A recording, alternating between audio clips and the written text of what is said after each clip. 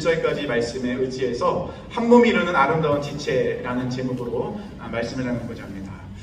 우리 교회는 관현악이 있는데요. 오케스트라에는 참 다양한 악기들이 많이 있습니다. 바이올린, 첼로, 팀파니 여러 가지 악기들이 많이 있습니다. 그 악기들은 생김새도 다르고 재질도 다르고 연주하는 방법도 다릅니다. 가장 중요한 것은 소리가 다르다는 것이죠. 각각 소리가 다 다릅니다. 한국을 연주하는데 마지막에 딱 한 번 연주하는 악기도 있더라고요. 예전에 이제 연주하러 갔는데 그 한 번을 연주하기 위해서 서서 계속 기다리시고 딱 한 번 연주하시더라고요. 한 번만 연주하는데 그럼 그 악기는 별로 중요하지 않을까요? 중요하겠죠. 그 악기가 그때 그걸 연주하지 않으면 연주는 완성되지 않는 거죠. 이처럼 연주할 때 많은 악기들, 여러 가지 소리들이 있는데 그런데 그 여러 가지 소리가 하나로 아름답게 어울릴 때 정말 많은 사람들에게 감동을 주고 평안도 준다는 것입니다. 이렇게 하나로 아름답게 모아지는 것을 우리는 아름다운 하모니라고 우리가 이야기합니다. 이 하모니의 뜻은 음악적으로 볼 때는요, 일정한 법칙에 따른 화음의 연결이라고 하고요. 이 하모니가 꼭 음악에서만 쓰이진 않죠. 우리 생활이나 여러 가지 상황 속에 쓰여질 때는 여러 사물이나 사람들 사이의 어울림, 하나됨을 표현할 때 우리는 하모니라는 단어를 사용한다는 것입니다. 사도 바울은 로마서 11장에서 하나님께서 베푸시는 그 구원을 말하면서 만물은 주님께로부터 나와서 주께로 돌아간다라고 이야기하며 주님이 시작과 끝이시기 때문에 주님을 찬양해야 된다라고 말씀하고 있습니다. 그리고 그 다음 장 로마서 12장을 들어가면서 그러므로라는 단어를 사용하고 있다는 것입니다. 그러니까 사도 바울은 로마서 11장의 결론을 12장에서 내고 있는데요. 이 12장 1절을 보면 사도 바울이 두 가지를 이야기하고 있습니다. 첫 번째는 무엇이냐면요, 우리 몸을 하나님께서 기뻐하시는 거룩한 산 제물로 드려라. 두 번째는요, 우리는 영적 예배를 하나님께 드려야 한다. 이래 영적 예배에서 그 영적이라는 그 원어는요, 합당한이라는 그런 뜻도 있거든요. 근데 합당한 예배가 결론적으로 무엇이냐? 영적인 예배라는 거예요. 하나님 앞에 우리는 영적인 예배로 하나님 앞에 나가야 된다라고 사도 바울은 두 가지를 얘기하고 있어요. 이 두 가지를 얘기하고 있는데 우리가 여기서 생각할 것이 있는데요. 무엇이냐면요, 당시 하나님께 제사를 드릴 때 제물을 가지고 제사를 드리잖아요. 그러면 그 하나님께 드리는 이 제사 가운데 제물은 살릴까요? 죽일까요? 살려요. 네, 전혀 생각지 못한 답이었습니다. 이 제물은 살아있을까요? 죽을까요? 네, 질문이 어려운가요? 네. 이 레이 같은 거 보면은 우리가 보면 좀 끔찍하잖아요. 막 제물을 죽이는 게 나오잖아요. 하나님 앞에 드리는 이 제물은 반드시 죽어야만 합니다. 그죠? 제물은 죽어야 돼요. 근데 사도 바울은 지금 무엇이라 말씀하고 있죠? 우리를 산제물. 산제물이 무슨 뜻인지 알고 있죠? 살아있는 제물. 근데 그냥 산제물이 아니라 그 앞에 부사가 붙어요. 뭐냐면 하나님께서 기뻐하시는 거룩한, 그냥 살아있는 제물이 아니라 하나님께서 기뻐하시는 거룩한 산제물이라는 것입니다. 자, 이것은 무슨 의미냐면요, 제물이 죽어야 하는 이유는 무엇이냐면요, 죄가 그 제물에게 전가돼요. 그래서 죄에 대한 심판을 받는 대속 제물이 되었기 때문에 제물은 반드시 죽어야만 해요. 그 제물에게 죄가 전가되었기 때문에 그 제물은 대속 제물이 되어서 모든 죄의 심판을 받아 죽어야 된다.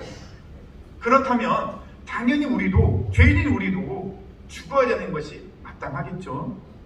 그런데 예수님이 우리 죄를 위해서 대속 제물이 되어 주셔서 십자가에서 죽으시고 다시 살아나셨습니다. 우리는 예수님과 함께 십자가에서 죄에 대해서는 죽었고 예수님과 함께 다시 의롭게 살아났다는 것입니다.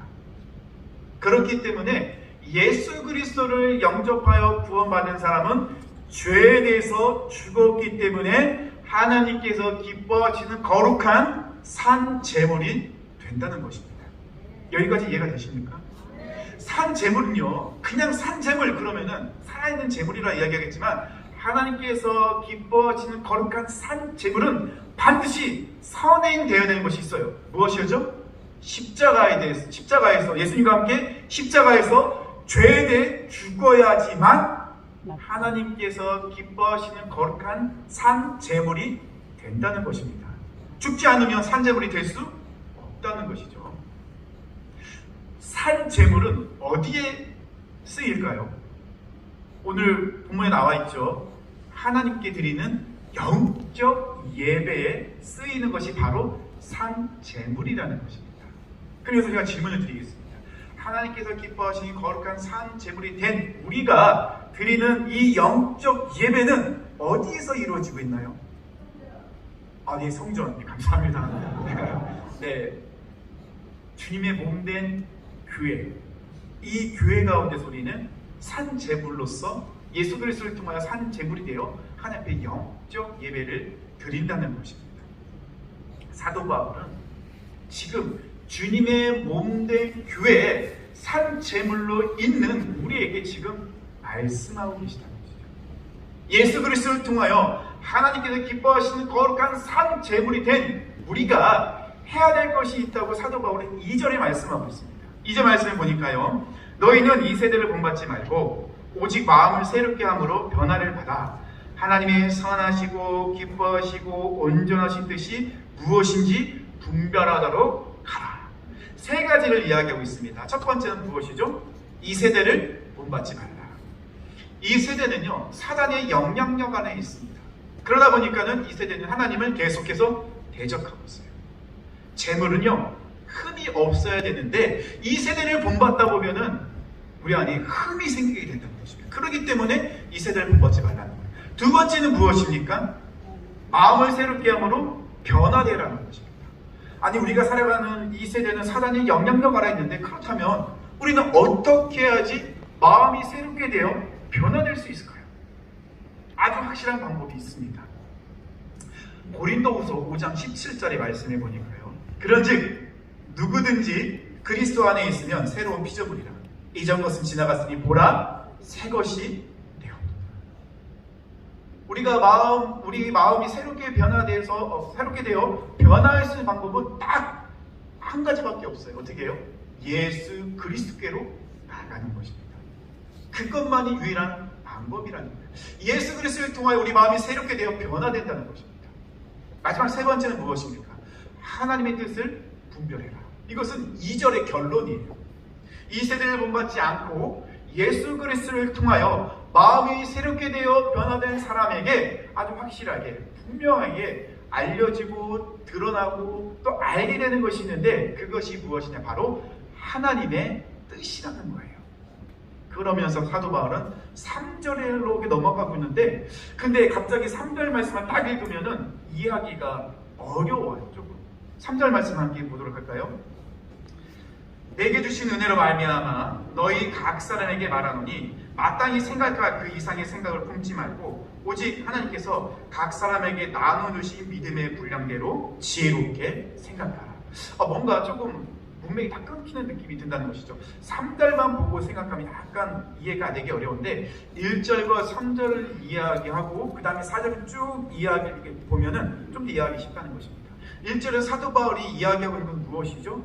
예수 그리스도를 통하여 하나님이 기뻐하신 거룩한 산 제물이 된 우리는 하나님 앞에 영적 예배를 드리는 예배자가 되어야 된다.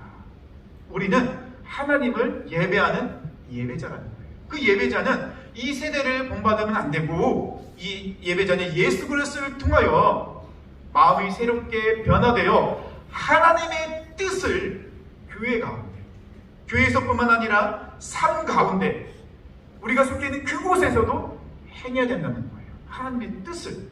그러면서 산 제물은 주님의 몸된 교회를 이루는 지체라고 사도 바울은 말씀하고 있다는 것입니다. 3절에 내게 주신 은혜로 말미암아라는 뜻은 무엇이냐면요, 사도 바울은 지금부터 하는 이야기가 자신의 생각을 이야기하는 것이 아니라는 거예요. 하나님께 주신 뜻을 알고 있기 때문에 그 뜻을 우리에게, 이 로마서를 보고 있는 사람들에게 전달해 준다는 것입니다. 하나님께서 예배자들에게 주신 것이 있어요. 무엇이냐면 믿음과 은사라는 것입니다. 하나님께서 각 사람에게 다 믿음과 은사를 다 주셨어요. 하나님 굉장히 인격적인 분이십니다. 우리는 로봇처럼 대하지 않으세요. 각 사람에 맞게끔, 그 사람의 형편과 그 사람의 모든 것을 보고 그 사람에 맞게끔 믿음과 은사를 주셨다는 것입니다. 그렇다면 하나님께서 각 사람에게 주신 믿음과 은사는 어디에 사용을 해야 될까요? 질문이 좀 많습니다, 오늘은. 네. 어디에 사용해야 될까요? 우리 예배자잖아요. 예배자를 분명히 얘기했잖아요. 사도 바울이 1절과 2절과 말했죠. 예배자로서 주님의 몸된 교회를 섬길 때 하나님께서 우리에게 주신 믿음과 은사를 사용하라는 것입니다. 예배자들은 하나님께 주신 믿음과 은사로 주님의 몸된 교회를 섬길 때 하나님이 주신 것 이상으로 생각하지 말라는 것이 바로 3절의 말씀이에요. 혼자서 욕심을 내거나 힘에 부치도록 하지 말라는 거예요. 지혜롭게 생각하는 건 뭡니까? 하나님께 주신 믿음과 은사를 잘 생각해서 혼자만 하지 말고 협력하라는 거예요. 그것이 바로 4절과 5절에서 그 이유를 설명하고 있어요.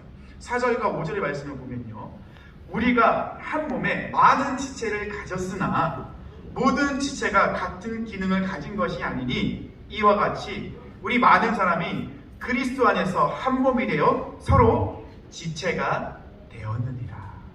이해가 되십니까? 우리 교회는 예수 그리스도의 몸입니다. 우리 포항성결교회는 예수 그리스도의 몸이에요.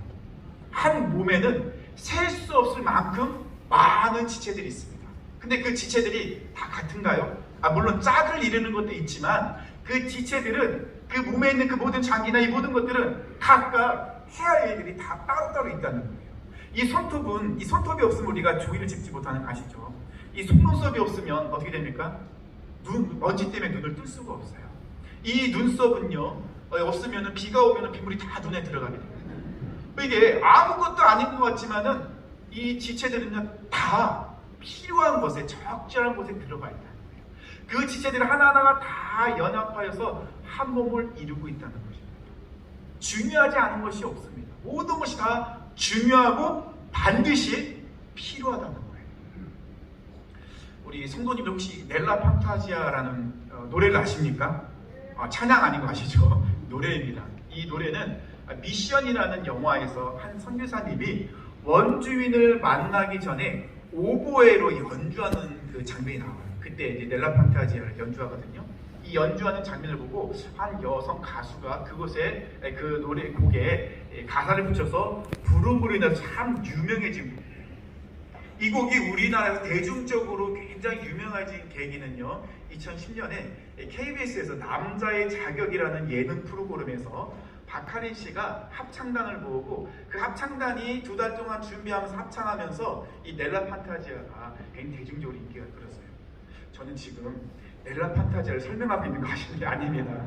아시죠? 제가 드리고 싶은 말은 무엇이냐면요, 이 남자의 자격이라는 합창단들이 모였을 때 하나가 되는 과정의 모습을 보여주고 있거든요. 그 모습에 참 많은 생각하는 것들이 떠올르게 되었어요. 오디션을 통해서 34명의 사람들이 뽑혔는데 그 사람들이 처음에 모였을 때 완전히 오합지졸이었어요. 그곳에는 성악을, 또 가수도 있었고요, 음악과 전혀 상관없는 개그맨들, 또 운동선수들, 그리고 아나운서나 PD 같은 사람들도 있었다는 것입니다. 가수나 성악가가 있었기 때문에 그들이 처음 노래를 불렀을 때 기대를 했는데 완전히 불협화음이었어요. 아니, 성악가도 있고 가수도 있는데 음악을 전공한 사람도 있는데 왜 저렇게 불협화음이지? 나 곰곰이 생각해봤는데요, 자기의 목소리만 아주 크게 내더라는 거예요. 자기의 목소리를 크게 내다 보니 결국에는 불협화음이 되더라는 것입니다. 성악을 전공한 사람이 가수로서 음악성이 있는 사람이 그냥 당연하게 그냥 자기가 부르는 대로 노래를 부를 수 있는데 혼자 불렀을 때는 정말 괜찮았을 텐데 문제는 무엇이죠? 지금 어디에 있어요? 합창단이라는 거예요. 여러 사람이 모여있는 합창단에서 노래를 부르다 보니 혼자서 부르는 것처럼 부르다 보면 불협화음이 되더라는 것입니다. 이 합창의 가장 큰 묘미는 무엇이죠? 여러 소리, 다양한 소리가 하나로 아름답게 어우러지는 하모니를 이루는 것이 합창단의 묘미라는 것입니다. 이 34명의 사람들이 모였는데 너무 정말 다양한 사람들이에요. 성량이 좋은 사람도 있고 성량이 약한 사람도 있어요. 고음을 잘 내는 사람도 있고 못 내는 사람도 있어요. 목소리가 굵은 사람도 있고 얇은 사람도 있고 깨끗한 사람도 있고 허스키한 사람도 있고 정말 다양한 사람들이 모여 있다는 것입니다. 그런데 내가 노래를 잘한다고 해서 막 내 목소리를 막 주구장창 크게 낸다고 하면은 그게 합창이 될까요? 솔로로 나오면 괜찮겠죠. 하지만 합창이라는 것은 하나가 되어 어우러지는 하모니를 이루는 것이 합창의 묘미라는 것입니다. 어떻게 이 남자의 자격이라는 합창단이 하나가 될 수 있었을까요? 첫 번째는요, 유능한 지휘자가 있었어요. 박할린이라는 이 여성분인데 굉장히 카리스마가 넘치더라고요. 이 34명을 한 단번에 그냥 휘어잡아 버렸어요. 그리고 이 34명을 끌고 가는데 하나가 될 수 있도록 훈련을 시키더라는 것입니다. 지휘자는요, 우리 지휘자는 계시는데 지휘자는요, 한 곡을 연주할 때 그 곡을 해석해내요. 작곡가의 의도가 무엇인지, 그 곡 안에 담겨져 있는 메시지가 무엇인지, 이 메시지를 청중에게 어떻게 전달할 것인지 고민하고 연구해서 그것을 해석해서 합창단과 함께 나누고 그것을 하나가 되도록 만든다는 것입니다. 훈련시킵니다. 두 번째는요, 다른 사람의 소리를 들어야 돼요. 먼저 다른 사람이 듣고 내 소리를 그 사람과 맞출 수 있도록 노력을 해야 된다는 것입니다. 다른 사람의 소리를 듣지 않고 내 소리만 낸다고 한다면 아름다운 하모니가 아닌 불협화음이 된다는 것이죠. 다른 사람의 소리를 듣는다는 거 굉장히 어렵습니다. 저도 찬양대를 해봤었는데 음악성이 없다 보니까는 다른 사람 소리를 잘 못 들어요. 내가 소리 내는 것도 힘들어 죽겠는데 다른 사람의 소리를 듣는다는 건 너무 어렵다는 것입니다. 물론 음악을 전공하거나 청력이 되신 분, 청음이 되신 분들은 할 수 있겠지만 저 같은 그런 음악성이 없는 사람들은 그 듣기가 어렵다는 것이죠. 그러면 어떻게 하면 될까요? 훈련하면 돼요. 계속 듣고 훈련하고 또 듣고 또 훈련하고. 그러다 보면은 우리 찬양대원들 아시겠지만은 나는 소프라노지만 나중에는 엘토 소리도, 베이스 소리도, 테너 소리도 듣고 그에 맞게끔 내 소리를 조절할 수 있게 된다는 것이죠. 세 번째는요, 내 소리를 죽여야 돼요. 죽인다고 해서 립싱크를 하지 말라. 안 부르고 있으면 안 되겠죠. 막 죽인다고 해서 목소리 막 개미 소리처럼 내면 또 될까요? 안 되겠죠. 죽인다는 것은 다른 사람의 소리를 듣고 내 소리를 적절하게 조절하는 거예요. 다른 사람 소리와 어울릴 수 있도록 만든다는 것입니다. 이렇게 훈련된 합창단은 지휘자의 그 지휘에 따라서 때로는 빠르게, 때로는 느리게, 때로는 강하게, 때로는 부드럽게 지휘자의 그 지휘에 따라서 하나가 되어 아름다운 곡을, 아름다운 하모니를 낼 때 그 소리를 듣는 사람들은 감동받게 된다는 것이죠. 이 남자의 자격, 그 자기 출연했던 모든 사람들이 공통적으로 하는 말이 무엇이냐면 다른 사람의 소리를 듣고 하나가 되는 것이 정말 어려웠다라고 이야기합니다. 예수님의 몸된 교회 안에는 정말 다양한 사람들이 모여 있습니다. 다른 신앙관, 다른 생활 습관, 다른 은사, 다른 배경을 갖고 있는 너무나도 다양한 사람들이 모여 있어요.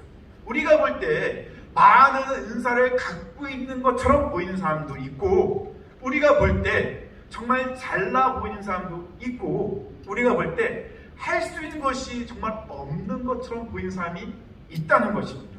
이렇게 다양한 사람들이 예수님의 몸된 교회를 이루고 있는데요. 그런데 그 모든 것은 우리가 볼 때 느껴지는 것이지 주님이 보시기에는 너무나도 사랑스럽고 귀한 영혼들입니다.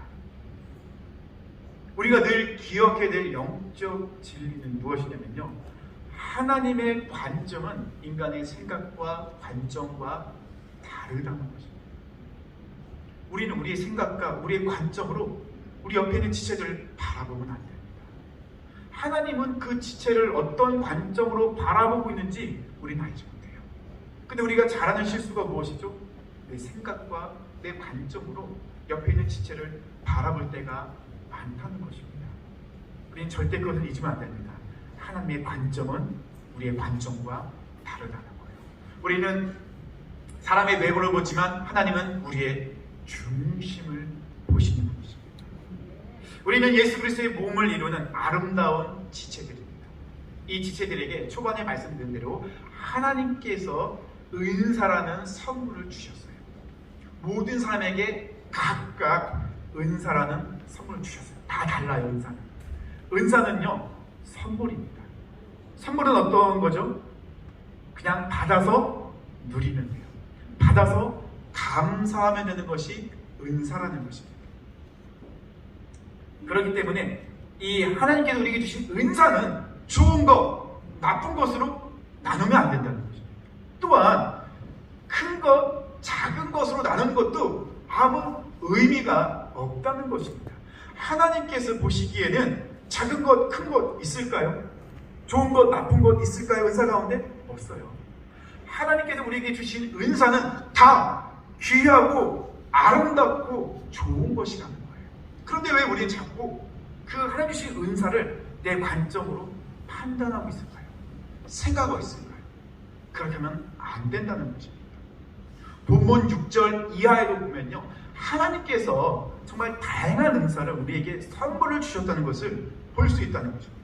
이렇게 다양한 은사를 갖고 다양한 사람들이 모여있는 교회가 아름다운 하모니를 이룰 수 있는 방법은 한 성령님의 역사심 속에서 가능하다는 것이죠. 세상의 조직은요, 경제성과 효율성을 따져서 만약에 약한 것이고 문제가 있다는 것을 과감하게 제거해버립니다. 그런데 교회는 조직이 아니에요. 교회는 유기체입니다. 유기체는 무엇입니까?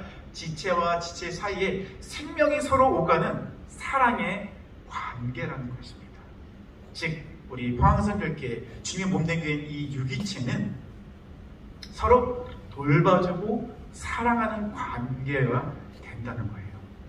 서로 비교하면 안 돼요. 그래서 오늘 본문 5절에서도요, 서로 지체가 되었느니라. 서로 지체가 되었느니라. 하나님의 일하심의 방식은 서로예요. 함께입니다. 협력하여 선을 이루는 것이 하나님의 일하심의 방식이라는 것입니다. 이렇게 다양한 은사를 선물로 받은 우리가 하나가 되지 못한다면 우리에게서는 아무런 선한 영향력이 흘러갈 수 없다는 것입니다.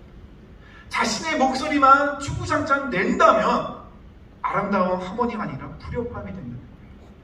도리어 하나님의 영광을 가리고 그토록 사랑하는 지체에게 상처를 줄 뿐이라는 것입니다. 그렇다고 해서 하나님이 주신 은사를 활용하지 않으면 한 달란트 맡았던 자와 똑같이 된다는 것입니다.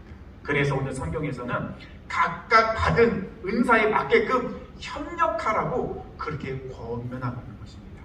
혼자서 하지 말고, 혼자 그냥 막 힘들어서 죽으려고 하지 말고 협력해서 하나님이 주신 은사를 갖고 있는 여러 지체들과 하나가 되어 하나님께 나아가라는 것입니다. 우리가 어떻게 하면 예수의 몸된 교회 안에서 하나인 공동체 안에서 아름다운 하모니를 이룰 수 있을까요? 어떻게 하면 될까요? 첫 번째는 들어야 되겠죠. 다른 지체 소리를 들어야 됩니다. 내 소리만 계속 내다 보면, 목소리를 높이다 보면 다른 지체의 소리뿐만 아니라 우리가 가장 들어야 될 하나님의 음성조차도 듣지 못하게 된다는 것입니다. 두 번째는요, 내 소리를 죽이는 거예요. 내 소리를 높이고 내 소리만 내는 것이 아니라 내 소리를 죽이는 거예요. 내 소리를 죽이게 되면 하나님의 음성과 다른 지체의 소리가 들려지게 돼요. 근데 쉬운가요? 어렵죠. 제가 이 설교를 하지만 저도 제 자신을 돌아보면 제 목소리를 주장할 때가 너무 많아요. 되게 어렵다는 것입니다. 그런데 이 모든 것이 가능할 수 있도록 만드는 방법이 있어요. 그것이 바로 9절과 10절에 나옵니다. 9절과 10절을 보겠습니다. 사랑에는 거짓이 없나니 악을 미워하고 선에 속하라. 형제를 사랑하며 서로 우애하고 존경하기를 서로 먼저 하며. 무엇이라 말씀하고 있습니까? 사랑입니다. 사랑. 예수 그리스도를 통하여 하나님의 사랑을 경험한 우리는 그 사랑으로 진정한 하나됨을 이룰 수 있게 된다는 것입니다. 주님의 몸된 후에는 사랑으로 아름다운 지체들의 너무나도 아름다운 하모니를 통하여 하나님이 기뻐하시는 아름다운 열매를 맺을 수 있는 것입니다. 이것이 예수 그리스도를 통하여 하나님께서 기뻐하시는 거룩한 산 제물들이 하나님께 올려드리는 영적 예배입니다. 우리 사랑하는 성도님들, 예수님의 사랑으로 사랑하고 계십니까? 말씀을 맺겠습니다. 우리가 포항선교회라는 주님의 몸된 교회 안에서 하나가 될 수 있는 가장 강력한 끈은 사랑입니다. 성령님께서 그 더 강력하게 하고 계시고요. 하나님께서 먼저 우리를 사랑하시고 그 사랑의 증표가 바로 예수 그리스도이십니다. 성령님께서 그것을 완전히 우리에게 확증해 주셨죠. 우리는 예수 그리스도의 사랑으로 하나가 되어 서로를 격려하고 권면하고 도와주고, 그리고 하나님께 주신 그 은사로 가지고 하나가 되어 아름다운 하모니를 이름으로 하나님께 영광 올려드릴 수 있다는 것입니다. 우리 사랑하는 성도님들이 그것을 꼭 기억하셨으면 좋겠습니다. 우리가 먼저 하나님께 사랑받았습니다. 예수님의 사랑으로 우리는 하나님께서 기뻐하시는 거룩한 산 제물이 되었고, 그 산 제물이 되었기에 우리는 주님의 몸된 교회를 이루며 아름다운 다른 지체들과 아름다운 하모니를 이룰 수 있게 된다는 것입니다. 우리 사랑하는 모든 성도님들이 그 사랑으로 하나가 되길 원합니다.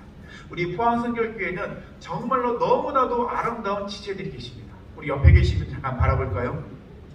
저를 보지 마시고 옆에 계신 분을 봐주세요. 쑥스럽긴 하죠. 너무 쑥스러우실 텐데 쑥스러움을 이겨내셔야 됩니다. 옆에 계신 분들 축복했으면 좋겠습니다. 너무나도 아름다우십니다. 너무나도 멋지십니다.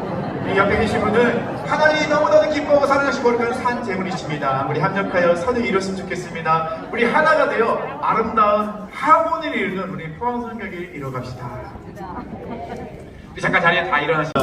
우리 포항선교회는 주님의 몸된 교회입니다. 우리들은 예수님께 먼저 사랑받아 예수님을 통하여 하나님께서 기뻐하시는 거룩한 산 제물이 되어 우리가 하나님께 영적 예배를 드릴 수 있는 것입니다.